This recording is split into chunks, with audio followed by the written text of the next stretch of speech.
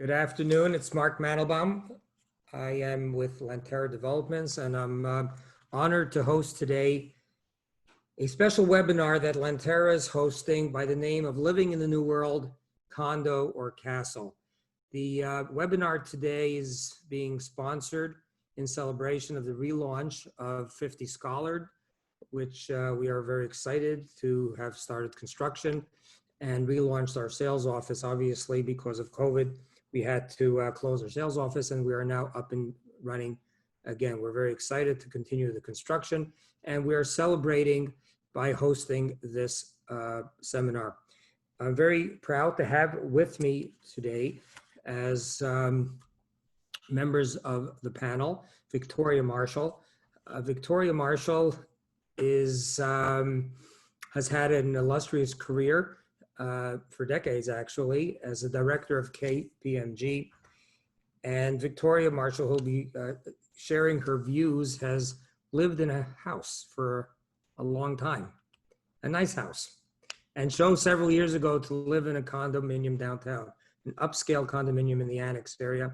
And as I understand it, and we'll hear more, we'll never look back.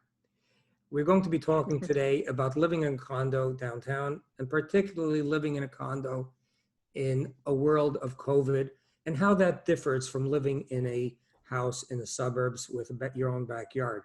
There's challenges, obviously, and there are advantages as well.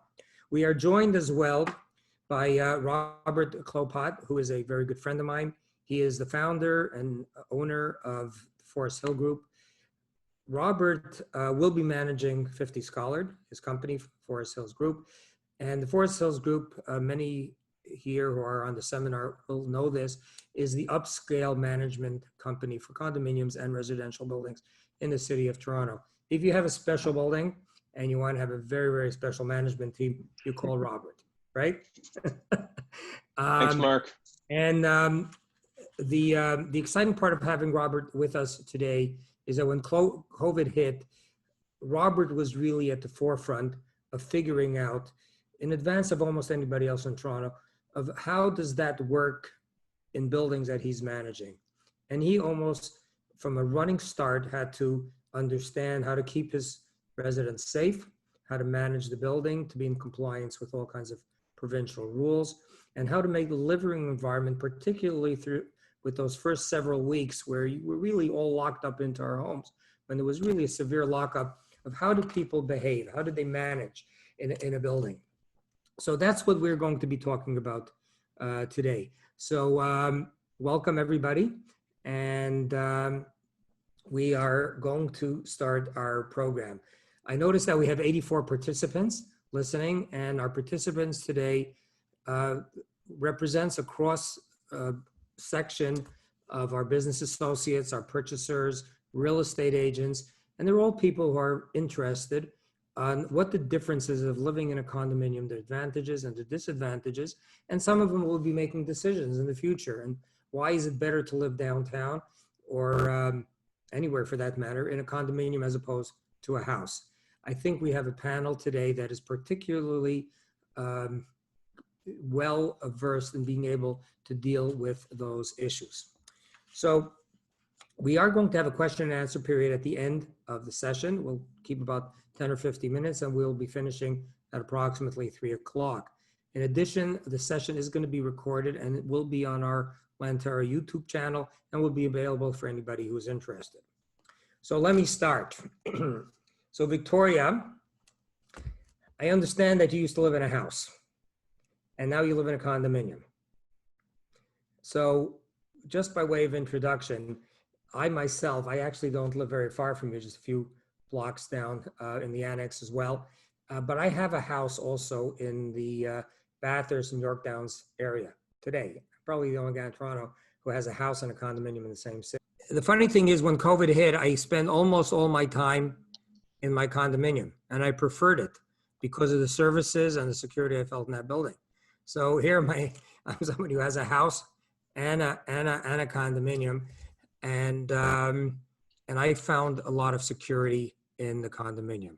But we would like to hear your own experiences. Now, How is it living downtown, and what do you find that's so great about it? And would you ever go back? So the easy question is, would I ever go back? Highly unlikely. I've lived in the suburbs of Toronto for about a decade long. I've been in a condo, living in a condo for almost 10 years as well. And just given my lifestyle, like what we love to do, where we work, and downtown living is absolutely a no-brainer for me. So how's it been living downtown? I mean, first of all, being right in the Yorkville Annex area, I just love the proximity of being able to walk to everything. For me, that's my new form of commute. I just love that everything is available and accessible at whichever time and time of day that I need it. So if I need to go to do some groceries, if I need to go to the dry cleaners, if I need to go to the vet, I have 2 little dogs that live with us. It's easy. It's a 5-minute walk to everything. So for me, location, it was a very important factor in making this decision in living downtown. You missed your backyard? I don't, because gosh, the maintenance in the backyard, that's definitely the part that I don't miss. In my current condo, I have a beautiful terrace, very spacious. It has everything from a barbecue, a dining table, lounge. So I have everything I need in a very compact area. All right. Your sound is a little bit slow. If you could sort of ratchet it up. Do you hear me, Victoria? Okay, she froze for a second. Robert? So You guys still there? You're back. Are you back, Victoria? Okay, your sound was off a bit. All right. Are you back now? Victoria? Okay, we're going to come back. You back now? I'm back. Okay, great. You're just talking about your backyard and how much you miss it or you don't miss it. But Not at generally all. speaking, people like living in houses because they have backyards. They feel that they could entertain better. They're more accessible. Have you not missed any of that? And how do you find your current condo in terms of being able to entertain and host and do the things you want, or you do the elbow room and having the space for all the things that you hold dear? Well, I have plenty of space to entertain. I'm in 3,500 square feet right now. It's certainly the indoor space is not an issue. The outdoor space, as I mentioned, is also not an issue. But what's also very, I guess the fun part of it is a lot of our friends and family all are in the area. So there's actually, we can be a bit more spontaneous in terms of hosting and having people over. There's probably a bit less planning involved certainly for us and for our friends. So that part, it's been great. And certainly when I lived in the suburbs, I did have friends that live in the area, but also because I worked downtown right in the financial core, a lot of my community or network of people that I know were all in the downtown area. So to me, the social aspect is much more vibrant and more fun since I've come downtown. Like, how much time did you save a day traveling just to get to work? Without getting into specifics, I would say a lot. I've tried everything. I've done the GO train, I've done the driving, I've done the Ubers, I've done the car service, I've done everything. And the reality is traffic in this city is only increasing. And I'd rather spend my time doing something versus being stuck in traffic. So have I been able, so all this time that I saved, I can do more stuff. And frankly, I'm like driving in heavy traffic. It's also very stressful. Like before I get to the office, I'm already all stressed and all, I've had half a day already. But now, a commute to the office or to anywhere in the area is like 5 to 10 minutes max. So it's taken a big load off my shoulder in terms of, enjoying the things that I really want to enjoy and versus being stuck in traffic. Okay, so we're not even into the COVID topics yet, but let me ask you one thing else. You strike me as a person who likes to travel and probably pre-COVID traveled a lot. So Indeed, yes. So what was your experience in terms of living in a condo as opposed to a house while you were away? So my husband and I, we quite enjoy traveling. We're typically on planes once or twice a month, usually overseas.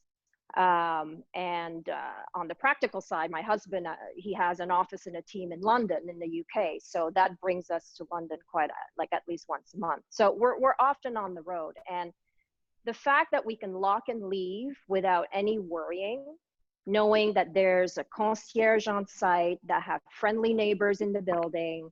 If anything were to happen, there is a live person there to take care of it. It gives me a lot of assurance for, just being overseas for a long period of time.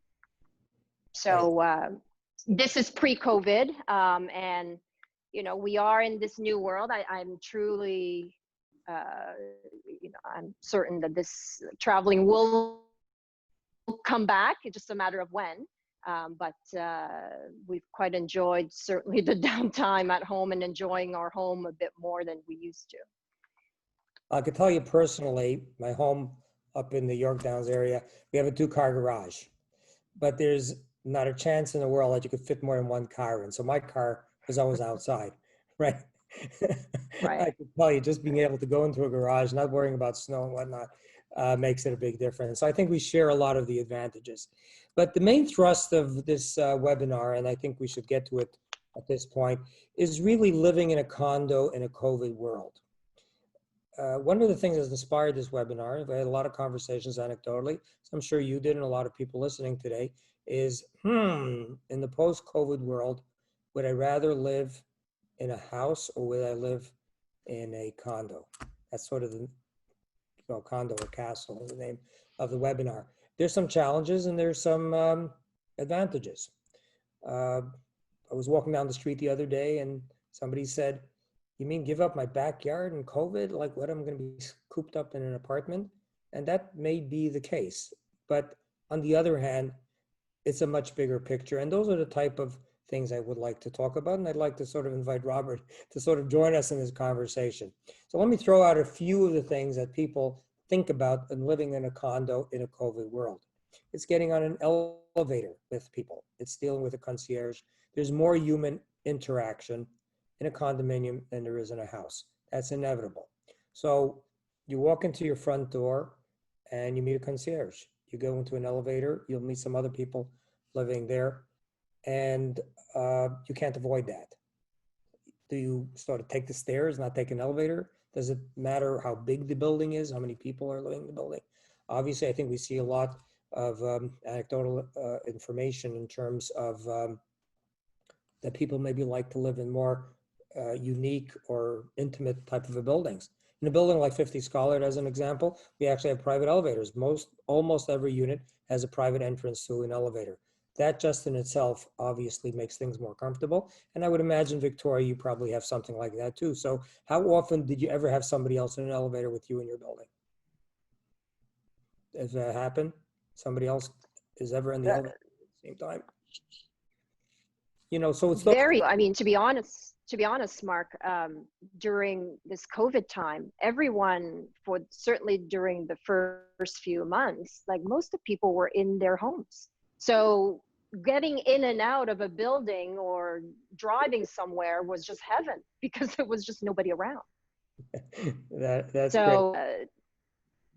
So So there's also, I'm just going to do a list and then we'll talk about it in the conversation. Because when we're discussing about the things that we should touch about, and particularly about this issue. We talked about mechanical systems. We talked about the building protocols, and Robert, obviously, you'd be able to address uh, when you had a delivery, how did it get delivered into the building?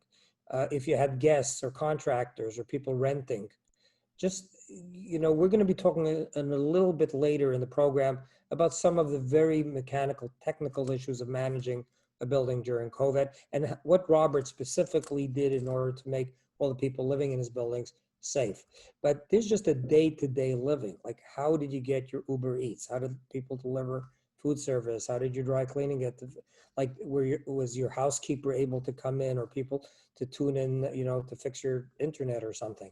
Like, how was it like? Were you able to get whatever you needed in order to function during COVID, especially during that lockdown period? And how was life like? So share your experiences. So from my experience, COVID certainly didn't change much, to be honest, because if I needed something, I have everything delivered very easily. I have the concierge who was on site and who was the main person who would give me all of my deliveries.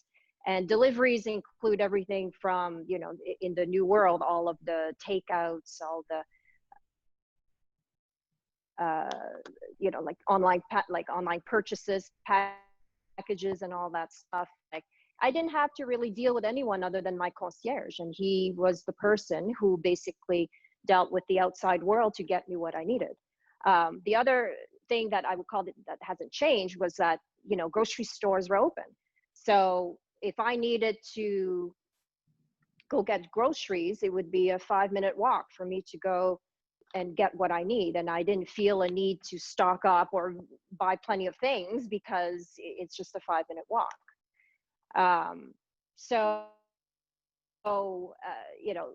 And I don't know if this is more prominent living downtown, but certainly everything from dry cleaners, like dog food and all this stuff, like everything came to me. Like it was just very easily, and kudos to all the small businesses who have adapted so quickly in doing so. We found it a very seamless process. It was very easy. Folks that you so Concierge was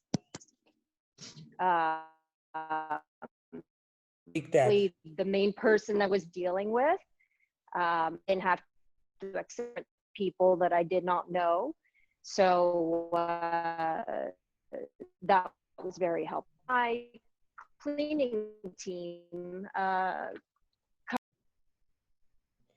Okay, Robert. Oh. Yeah, maybe like Robert. Like, how did you deal with that? Chain from delivery to get whatever needed to be gotten up to somebody's apartment. Like, how did that work? Yeah, what we're really talking about is the lifestyle in these communities and how it evolved from the pre-pandemic world to when COVID hit.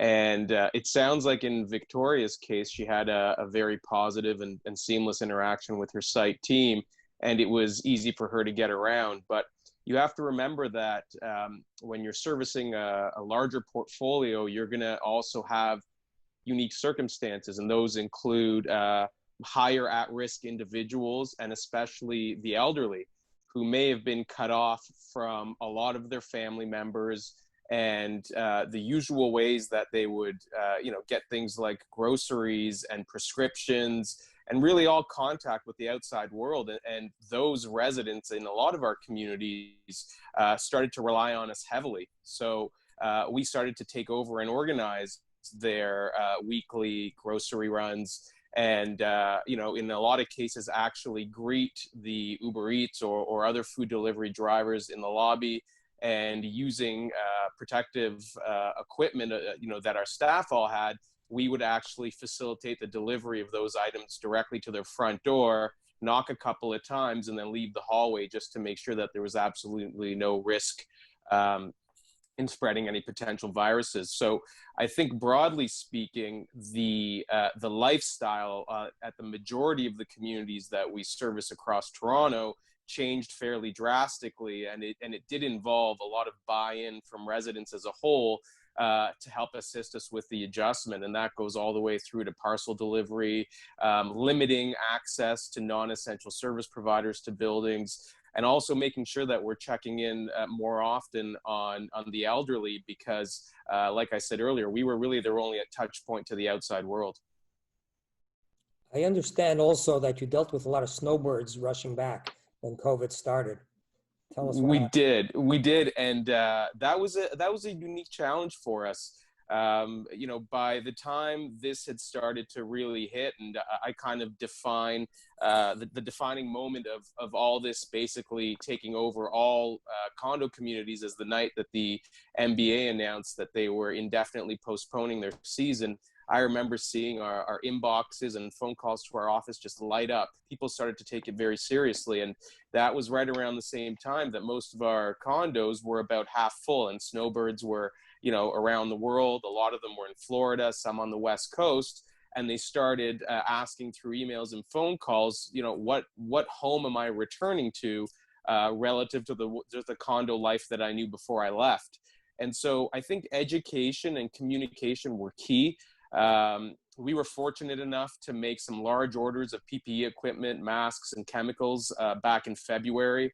Our hope was that they would have lasted us half the year. We'd gone through that supply by probably 6 weeks into the pandemic. But in terms of reassuring that the communication going to residents that were returning and snowbirds is that you are still going back to the home that you knew. There's just going to be some added measures to protect everyone's health and safety. You know, among those being that as soon as you come back, you will have to quarantine for 14 days. But these are the lists of suppliers that we can help you get your groceries, your dry cleaning from, ways to accept deliveries to the front desk so that we can get to your suite. And, you know, I think as this played out, and especially the first few weeks, what became clear was consistently educating and keeping our residents informed, because as you know, as we moved through the phases of this, things changed quickly. And we also really wanted to be ahead of some of the negative headlines that, you know, were shown to be about long-term care facilities where people, a lot of the times, you know, misjudged the parallels that could come with condo living versus, you know, the unfortunate circumstances that long-term care facilities had. So education, proper communication, and implementing protocols that everyone bought into really made us successful at an early stage of this. So I got to tell you, I think many of you know, I live in 1 Bedford, which is right at the corner of Bedford and Bloor. There's about 255 apartments in that building, and it's a 32-story building. And, you know, a day into COVID, there's signs all over, masks, distance separations, plexiglass got in. And you know, it's a big building. So there is a bit of a spectrum in terms of, you know, bigger apartments, smaller apartments. I am actually flabbergasted, and I'm saying this with a huge amount of pride because I think this is very prevalent in Toronto. Nobody walks into an elevator, if somebody's in an elevator, without asking if they could come in. There's nobody's in that common space without a mask. I'm asking you for your experiences, especially Robert, you manage a lot of buildings, but I could tell you, like in 1 Bedford, I'm actually amazed how people respect the protocols and respect each other. And I could tell you anecdotally, and you know, I hope this doesn't change. We haven't experienced one person that I know of, at least, that was infected or that required to have a wider quarantine. I don't know what your experiences were, but you don't generally, you know, you see a lot of stuff in newspaper about long-term care facilities. And obviously in Toronto, you know, in Ontario, we did have some bad experiences in some other jurisdictions, but you don't see that happening in apartments, interestingly enough. I don't know if you want to share your experiences, and Victoria, what your experiences are as well, but I'm actually amazed.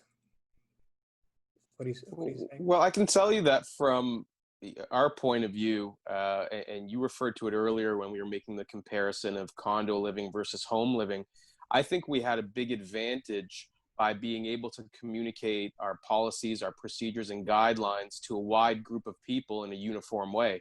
So, within a 24 to 48 hour period, everyone in the building knew exactly what the new rules were, how to engage our staff, what to expect when they saw our team members, why we were wearing masks, why there was an increased frequency in cleaning lobbies and elevators and shutting down common amenity spaces.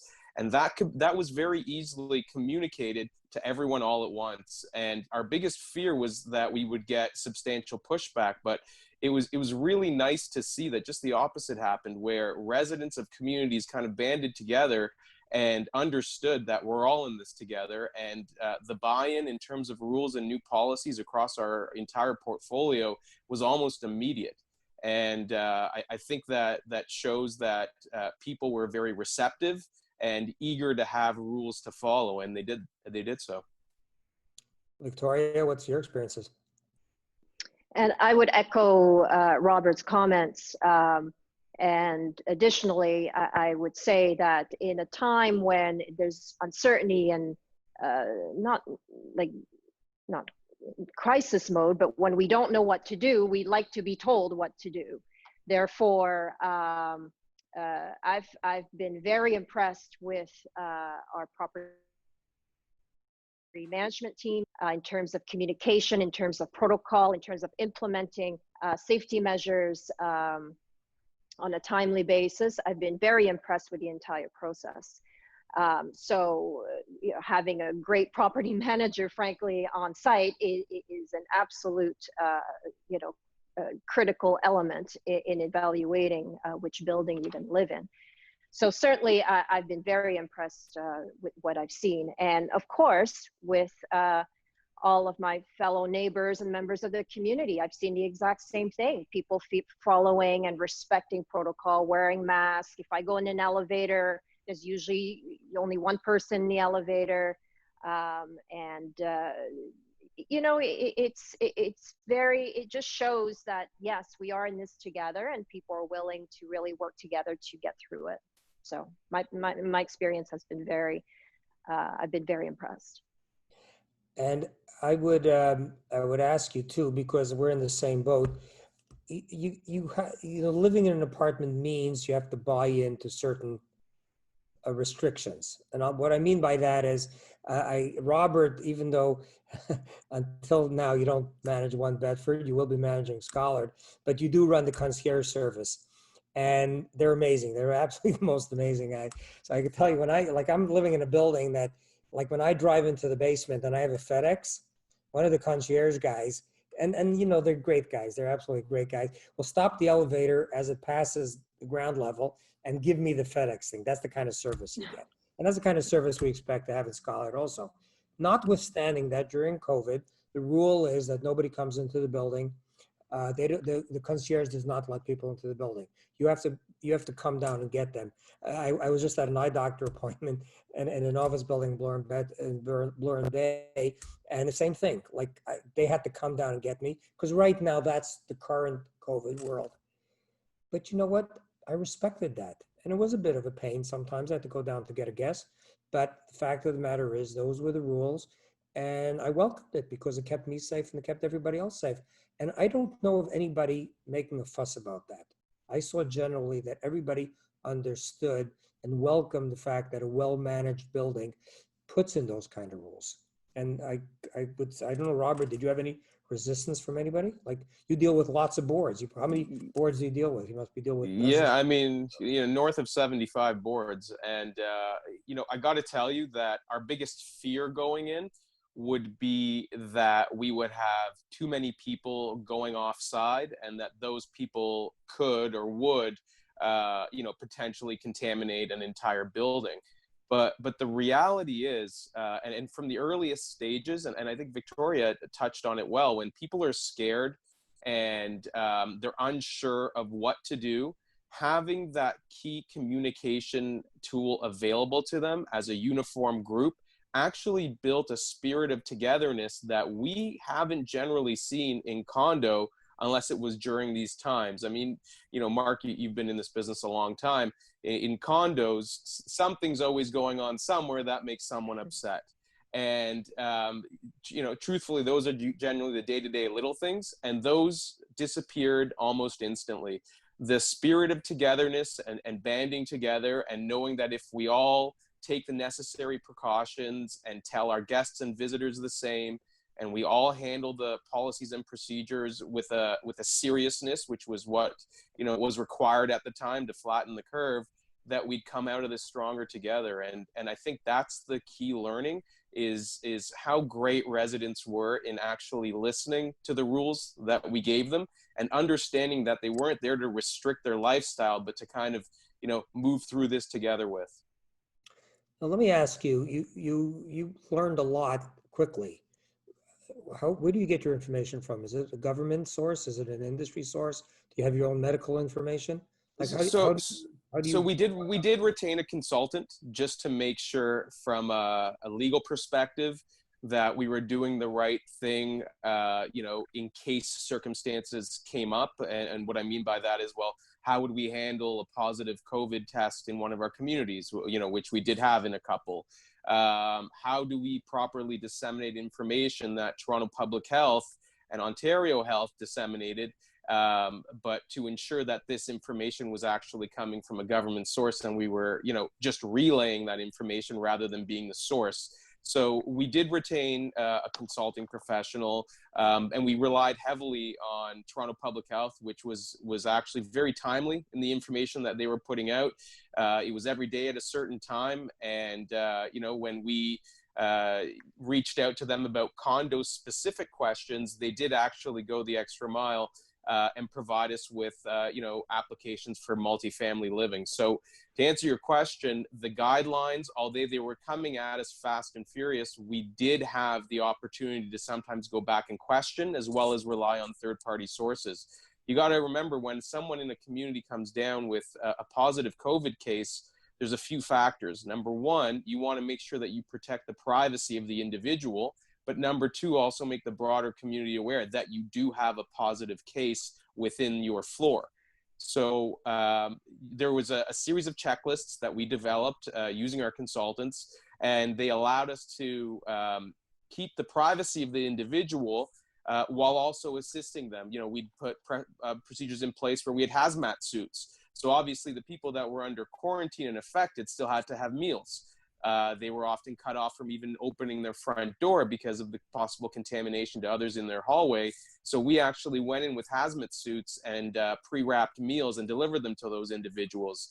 We performed round-the-clock cleaning on not only those floors that they lived on, but also in their vehicles, to make sure that all of the antibacterial agents didn't stick to those surfaces. So I think as you get to the more was there valet services, there was. So valet service was shut down at all the communities that we provided at, but it didn't mean that we reduced staff count, because where we saw drastic increases was actually things like parcel volumes. They were up across the portfolio about 40% per day. So it was really more about reallocating resources than it was scaling back resources. So our valet teams became on-site porters and almost, healthcare providers in some cases, when they were shuttling medicines to elderly people, and we were their only access point to getting them that stuff. So we quickly evolved our service model to make sure that we were providing residents with their needs at the time. And, as I alluded to before, that was a real lifestyle shift for us, because, what we'd been arranging prior to this was things like reservations and dinner outings and travel plans and, shuttling furniture and golf clubs, and the things that the residents typically expect from us at luxury condo communities really took a back seat to making sure that we were properly providing information, but also real-time access to services that may otherwise been cut off from the outside world. So, you know what? I'd like to sort of do a little bit of a crystal ball gazing now for a moment. We all hope to believe, that the life we're living is going to go back a little bit more to normal than it was. But it may not be exactly the way it was before, because there probably will be lingering post-COVID effects on how we live. And I'd like to sort of see if you could help us and discuss, and also our audience, of what you could project based on our experiences, probably one of the most traumatic experiences we've ever had. And they could be like financial thing. I mean, we're going to have to relook at some of our budgets to make sure. I mean, Robert, before we were chatting before the seminar, we now have you put in a line item for PPE equipment, right? And notes to budgets that, what would you say would be in a percentage in terms of your regular maintenance would be increased on a monthly basis as a percentage, just to keep the place disinfected and secure? Like you probably experienced a little bit of a budget spike, right? We have. It's probably too early to predict what a normalized environment for having to budget for PPE would look like, because we're only, I would say a quarter through this. And also there's a rush to the same, gloves, masks, sanitizers, plastic shields. Everyone's trying to get as much as they can of these items. So I would say there's still some distorting of price. But more broadly speaking, the PPE line items are definitely here to stay, regardless of how quickly we're through this. And one of the reasons for that is we're not sure exactly how quickly this may flare up again. And the bottom line is that PPE equipment and essential uses like hazmat masks, we want to make sure that if this does happen again, these are in inventory versus having to be chased as supply at above market prices. So I think that the note to budgets that are now including PPE is that we hope that this is only needed to be used on a worst case basis should a new pandemic arise. But you know the environment well, Mark. Budgets that we were creating in January and February would have never even mentioned this, and now they're occupying a substantial part of how we view the lifestyle of community being affected should this ever happen again. So let's maybe it's just a bit more concrete stuff right now.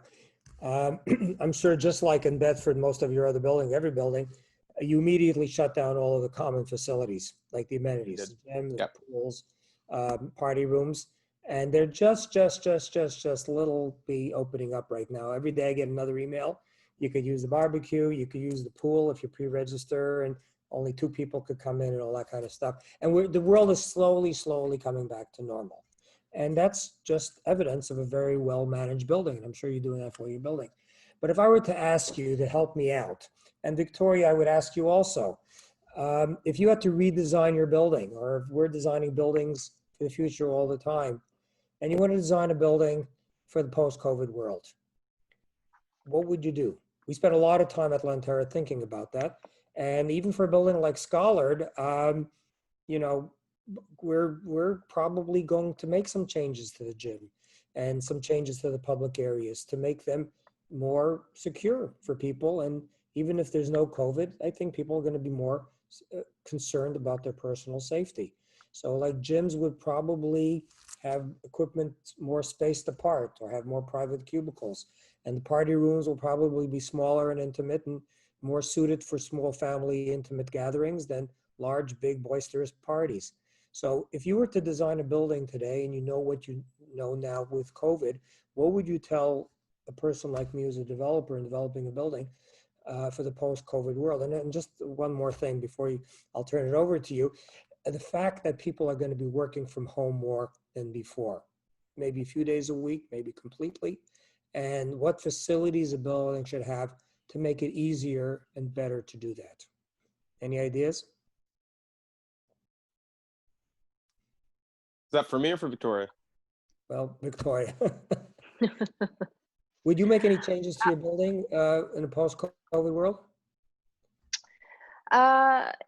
If anything, and I won't lump it specifically just to the building, but as a resident, I think the expansion of concierge services in terms of the helping hand that's out there.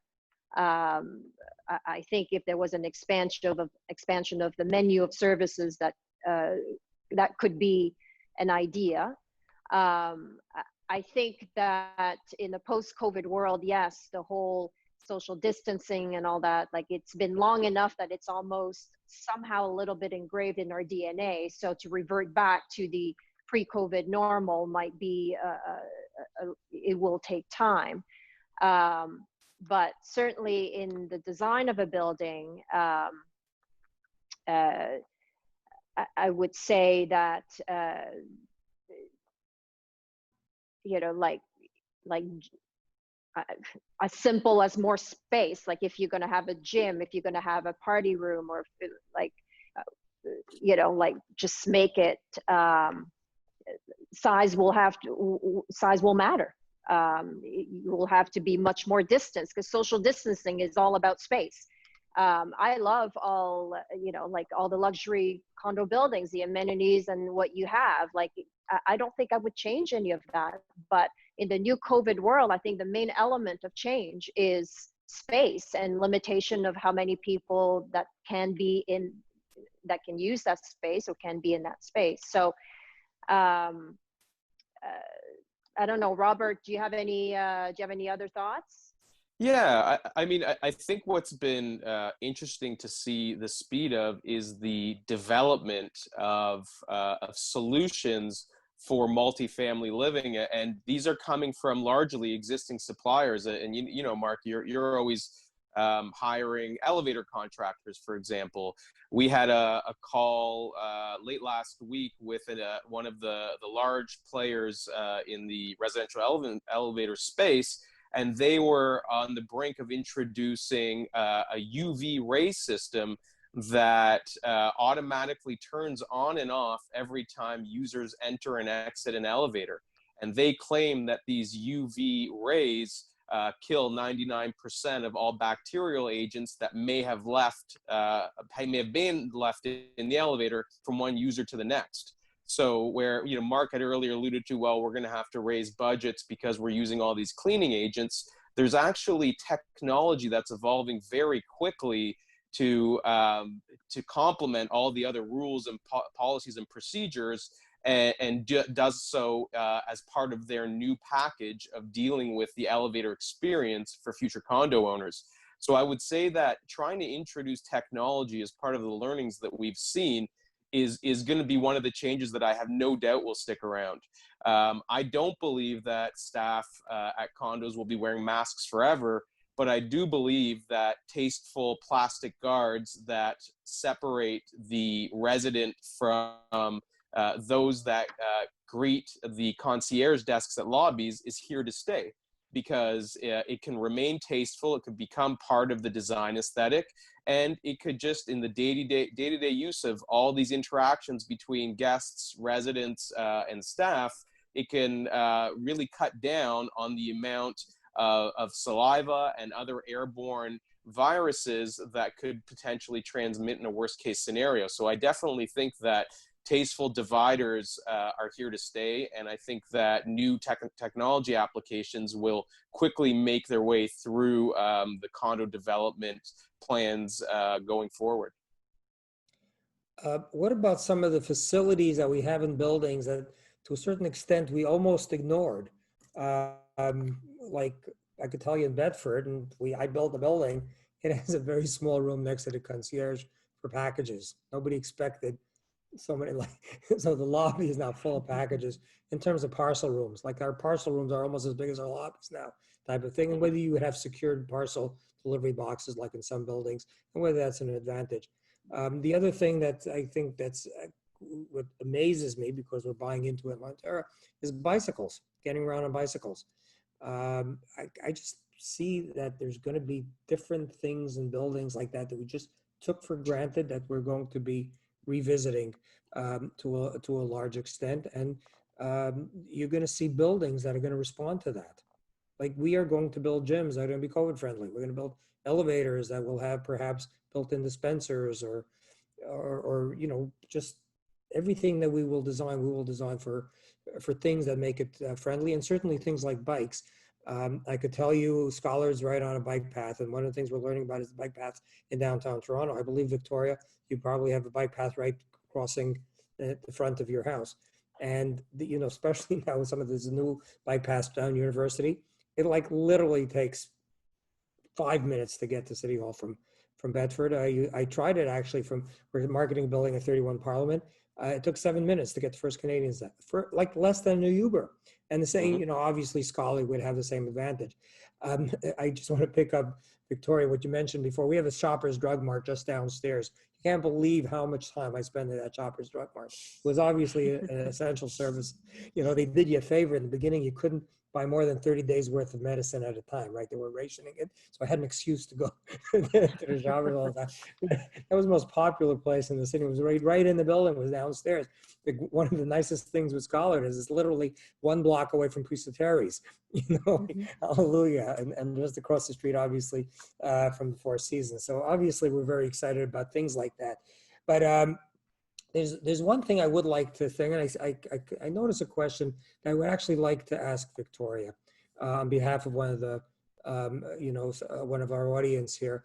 You've had a very noteworthy career, KPMG, and obviously you were advising clients. If somebody came to you and said, "Okay, I'm sold.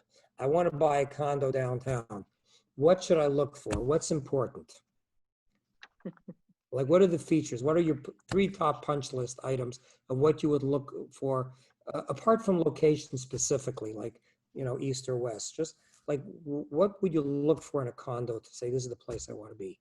What would you say? So I say my top 3 would be, first of all, size of the building. So number of residents, what amenities are available. So just the building itself, does it suit your lifestyle? Does it meet most of your needs? Secondly is functionality of the space, the layout, everything from the layout, the finishes. Your home is your home. You spend most of your time in your home, and in a condo or a house, it would be the same due diligence. But certainly in a condo building, given the fact that there are, you live in most, in my opinion, it's much more conveniently located. And also the availability of amenities like concierge service and all that, like it makes like the whole functionality of being in a condo is very like, to me, is very important. And then third would be I would say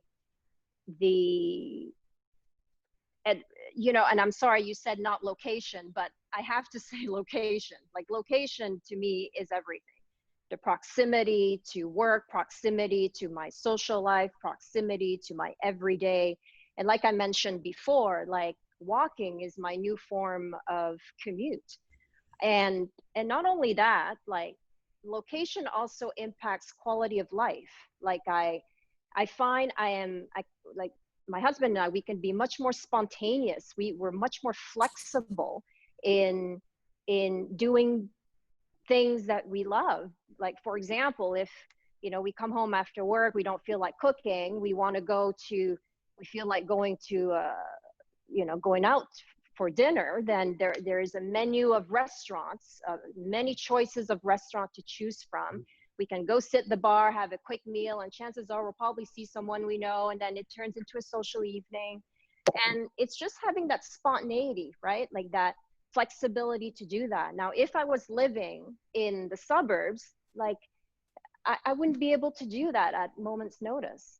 So, well, just yes. to be honest, you're absolutely right. I didn't mean location in the set. All I meant was, like, somebody likes to live in the east side of town or the west side of town. But location, the way you described, is very important.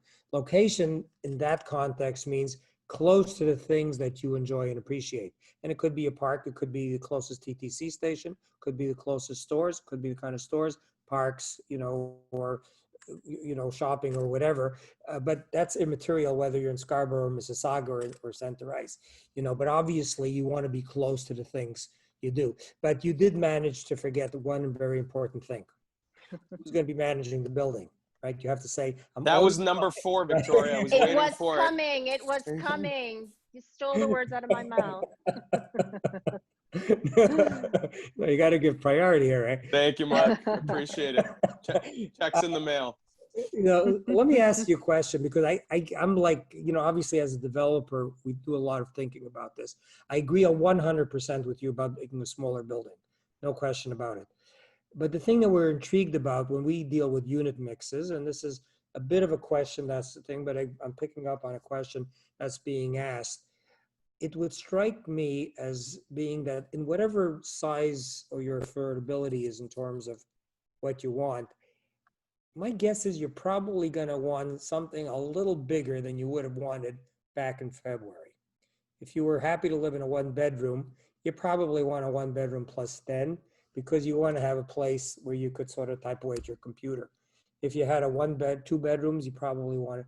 What would your thoughts be in terms of what people would look like inside, their suite, in terms of how much, there's gonna be a big focus on people's living quarters now. People are constantly, you see that very strongly, and how you see that Yeah.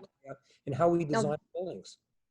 that's a very interesting point, very important point, Mark. I would say that certainly the workforce, the way of doing business where you work is going to has changed, and perhaps will continue to change.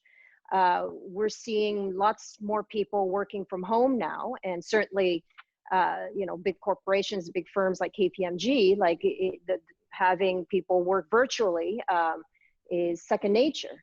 So the use of space has now become, the functionality and the use of space in your home will become, I would say, very high on the importance scale. So yes, if you are initially thinking of, going into a 1-bedroom, you may want to consider 2 bedrooms for maybe turn it into an office. You may need an office. You may need a place to do your online yoga or something, or like your needs, your at-home needs are now going to be, I guess, wider, because a lot of the things that, a lot of activities that you used to do outside the home, such as working, such as going to the gym, like may not come back to the pre-COVID normal anytime soon. So so definitely space and functionality of the layout of the unit is definitely important. So in that context, we actually use KPMG also, so we're all part of the family. But I recall somebody that's on the team that works on our book saying that I don't know if it's all the department or some of the departments at the KPMG, there's no private offices, or very few of them, and they have common work areas. Like you sort of park yourself in, you plug in your computer, and that's when you go to the office, right? That's correct, I don't know if yes. that's the case, but certainly large banks are like that. So I think we didn't talk a lot about office in COVID. Somebody else will do that. But would you, if you had a work area, WeWork area, but we've been doing that a lot in our buildings right now. We're de-emphasizing so much party rooms. We're emphasizing common spaces that are places that you could actually work, that have good connectivity. You could plug in, have a coffee service. You could maybe meet a client in a small office that you could kind of, reserve if you needed to meet clients or something. Is that something that you see coming? Absolutely. I think if, and even better, if it's in the building or in the area where it's walking distance, it's not very far. I think the space, again, communal workspace,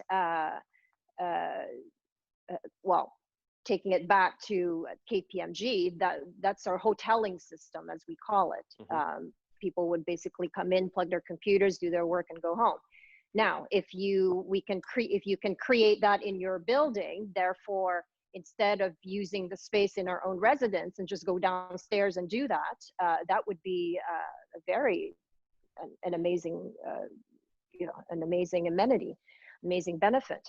Now, workability around that is, you know, like when we work, we need to be on the phone. Sometimes we need to be meet clients, or we need just some quiet time to do work. So in the configuration of this workspace, if you know, if I can make a suggestion to have some private space and then of course some communal space, then that would be the most ideal. But nothing will beat going down to the office just right downstairs of the building. That's great. We only have like 2 minutes left, and we've had several questions. But Robert, what you know, people seem to be you know, really focused on the management of the building. And what do you think as being one of the most important items that somebody should look at in terms of when they look at the budget, when they look at the nature of the management of the building?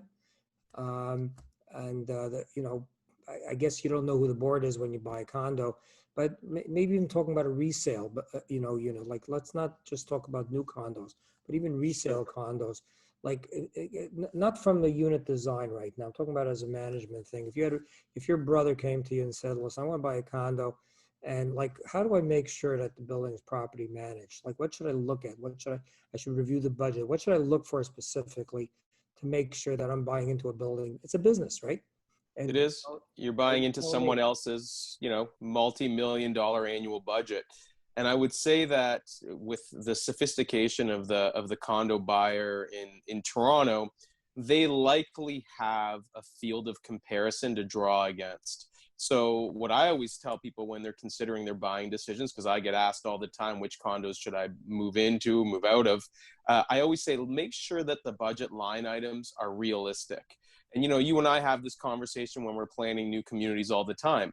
Are these communities actually, in a fiscal way, committed to supplying the best lifestyle for their residents? So you have to make sure that the line items for concierge, security, cleaning, maintenance, janitorial, super, property management, that they're realistic and they're at near or top of market. And what I mean by that is you don't want to blow your brains out with fees. No one does. But you want to make sure that when you're buying into a community with a set of expectations, and in the luxury market, that's the type of buyer we're typically servicing, that you've got the appropriate budget size to meet those expectations.